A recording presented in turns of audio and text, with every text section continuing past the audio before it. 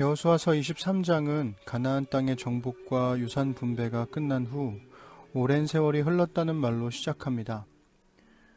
여호수아는 오래전 그때의 모세처럼 노인이 되었죠. 그리고 그때의 모세처럼 마지막으로 이스라엘 백성들에게 남기고 싶은 말을 전합니다. 데칼코마니를 아시나요? 종이의 반쪽에 물감을 마구 칠한 후 나머지 반쪽을 겹쳐서 접었다가 펴면 오른쪽과 왼쪽이 같은 모양이 되는 신기한 미술. 지난주에 산이는 엄마와 함께 처음으로 데칼코마니를 했는데요. 엄청 신기하고 좋았는지 어린이집에 다녀와서도 한참 동안 그림을 쳐다봤었답니다. 뜬금없이 웬 데칼코마니냐고요? 23장에서 여호수아가 마지막으로 남기는 가르침이 딱 데칼코마니처럼 겹치거든요. 2절부터 8절의 첫 번째 권면은 9절부터 13절의 두 번째 권면과 쌍을 이루고 14절부터 16절은 두 번의 권면을 요약해 줍니다. 기회가 된다면 메시지 성경을 펴고 앞에서 말씀드린 단락을 비교하며 읽어보세요. 첫 번째 권면은 하나님이 여러분을 위해 싸우셨으니까 하나님만을 꼭 붙들라고 합니다. 두 번째 권면은 하나님이 여러분을 위해 싸우셨으니까 하나님만을 사랑하라고 하죠. 다만 적용점은 다릅니다. 하나님을 꼭 붙들라는 말은 가나안에 남아있는 원주민들과 섞이지 않아야 이스라엘이 머무를 수 있다는 권면인 반면 하나님을 사랑하라는 말은 만약 가나안에 남아있는 원주민들과 섞이게 되면 이스라엘이 쫓겨날 수 있다는 경고가 되기 때문이죠. 흥미로운 것은 하나님께서 유산으로 분배해 주신 약속의 땅이 완전히 정복되지 않았다는 겁니다. 4절에서 여호수아는 이미 정복된 나라들과 남아있는 나라들을 유산으로 주었다고 말하죠. 그러므로 1절에서 주변의 모든 원수들을 물리치시고 이스라엘에게 쉼을 주신 후 오랜 세월이 흘러간 동안에도 이스라엘은 가나안 사람들과 여전히 공존하고 있었습니다. 그러므로 이스라엘에게 남겨진 가장 큰 숙제는 가나안 사람들과 공존하면서도 그들의 신들에 유혹당하지 않을 수 있는가의 문제였죠. 이러한 문제는 바로 이어지는 사사기의 배경이 됩니다. 오늘은 여호수아서 23장 1절부터 16절까지 여호수아의 마지막 권면의 말을 읽어드리겠습니다. 하나님께서 주변의 모든 원수들을 물리치시고 이스라엘에게 쉼을 주신 후에 오랜 세월이 흘러서 여호수아도 우러를 만한 노인이 되었다. 여호수아는 온 이스라엘 곧 장로와 지도자와 재판관과 관리들을 모두 불러놓아 말했다. 이제 나는 늙었고 살 만큼 살았습니다. 여러분은 하나님께서 여러분을 위해 이 모든 나라에 행하신 일을 보았습니다. 그분은 하나님 여러분의 하나님이시기에 그렇게 하셨습니다. 여러분을 위해 싸우신 것입니다. 보십시오. 요단강에서부터 서쪽 큰 바다까지 남아있는 이 나라들을 이미 정복한 나라들과 함께 내가 여러분 지파들의 유산으로 제비 뽑아 나누어 주었습니다. 하나님 여러분의 하나님께서는 그들이 하나도 남지 않을 때까지 그들을 여러분 앞에서 쫓아내실 것이고 여러분은 하나님 여러분의 하나님께서 약속하신 대로 그들의 땅을 차지하게 될 것입니다. 이제 여러분은 변함없이 강하고 흔들리지 마십시오. 모세의 계시의 책에 기록된 모든 것을 순종하는 마음으로 행하십시오. 작은 것 하나라도 빠뜨리지 마십시오. 아직 주변에 남아있는 나라들과 섞이는 일이 없게 하십시오. 그 신들의 이름을 입에 올리거나 그 이름으로 맹세하지도 마십시오. 절대로 그 신들을 예배하거나 그것들에게 기도해서는 안 됩니다. 지금까지 여러분이 해온 것처럼 하나님, 여러분의 하나님만을 꼭 붙드십시오.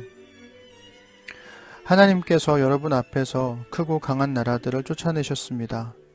지금까지 아무도 여러분에게 능히 맞설 수 없었습니다. 생각해 보십시오. 여러분 가운데 한 사람이 혼자서 1000명을 쫓아낸 것입니다. 그것은 하나님께서 하나님 여러분의 하나님이시기 때문입니다. 약속하신 대로 그분께서 여러분을 위해 싸우셨기 때문입니다. 이제 여러분은 깨어서 정신을 바짝 차리십시오. 하나님 여러분의 하나님을 사랑하십시오.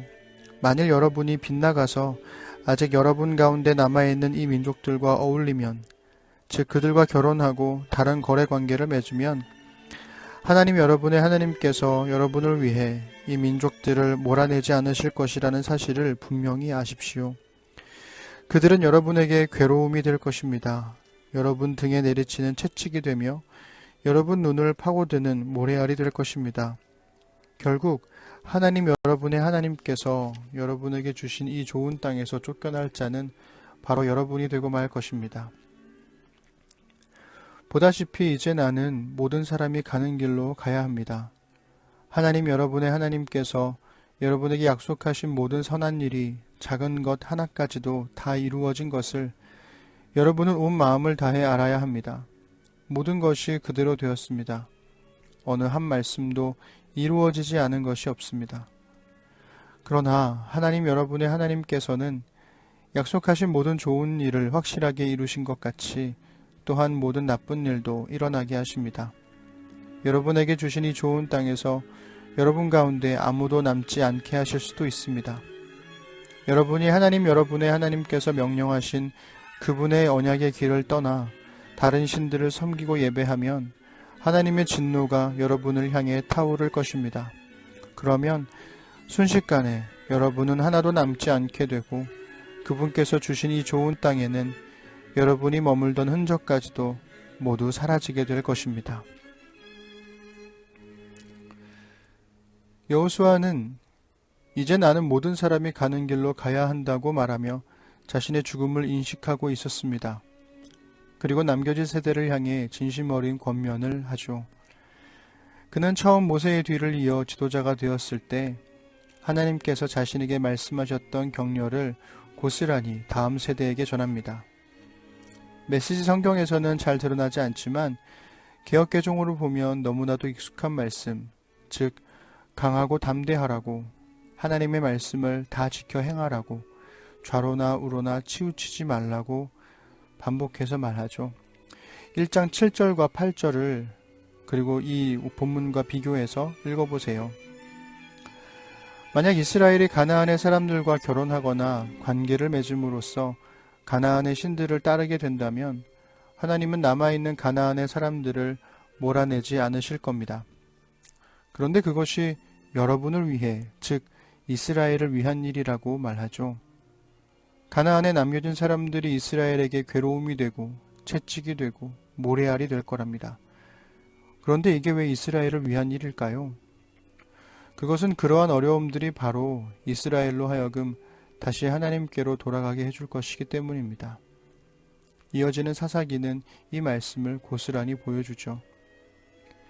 14절부터 16절에서 여호수아는 하나님께서 약속하신 모든 것을 이루셨지만 만약 이스라엘이 하나님을 버리고 가나안의 신들을 따른다면 그 모든 약속은 언제 그랬냐는 듯 사라질 거라고 경고합니다.